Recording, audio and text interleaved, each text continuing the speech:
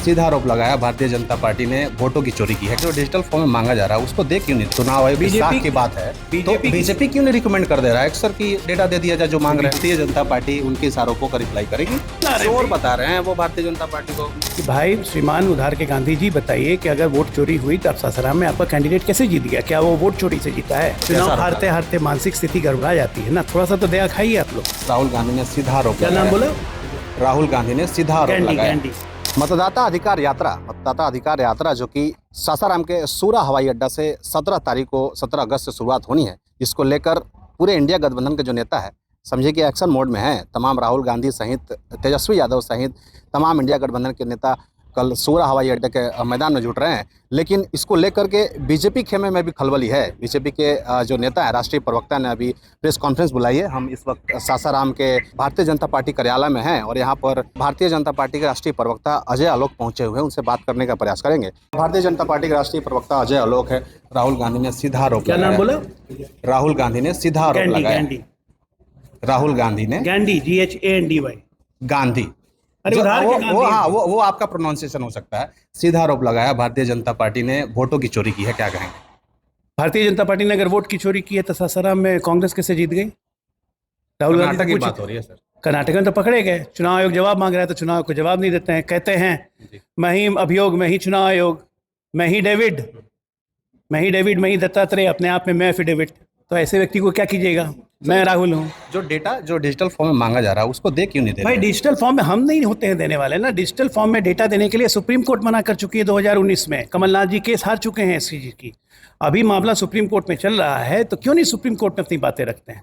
आज सासाराम में जब आ रहे हैं तो राहुल गांधी जी से जरा पूछिएगा, आप ही लोग पूछिए, हम लोग से तो जवाब नहीं देंगे कि भाई श्रीमान उधार के गांधी जी बताइए कि अगर वोट चोरी हुई तो अब सासाराम में आपका कैंडिडेट कैसे जीत गया? क्या वो वोट चोरी से जीता है? तब तो इस्तीफा दे देना चाहिए।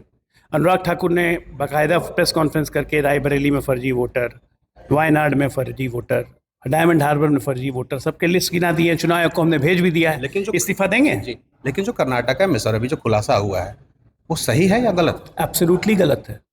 इन्होंने दो नाम लिए थे, आदेश श्रीवास्तव और शकुन रानी की। इसके 4 जगह वोट हैं।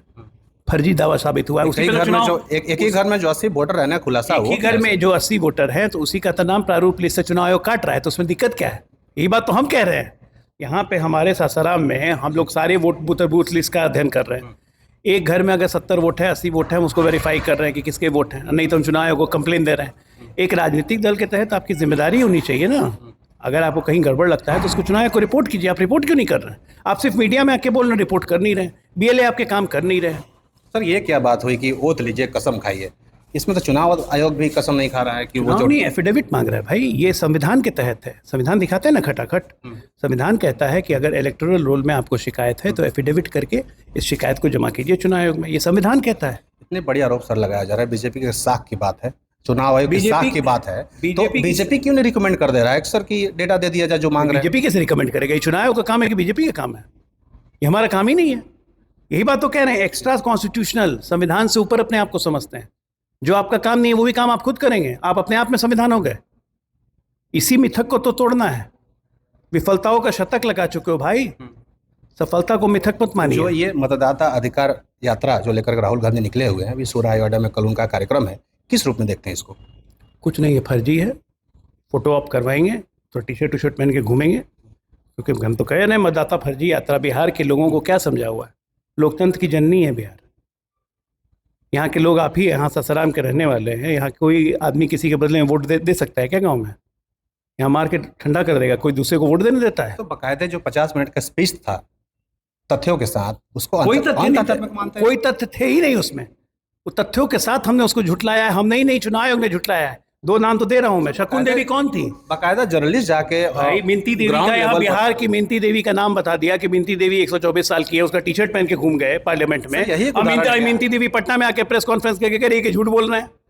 गलती से मैंने अपना 1900 लिख दिया था, उसको इन लोगों ने बता दिया मेरी गलती थी, मैंने डीएम को लिख के भी दे दिया। अमिंती देवी का टी-शर्ट पहन के घूमने लगे। ये सब फोटो आपकी सरकार है। भारतीय जनता पार्टी उनके इस आरोपों का रिप्लाई करेगी?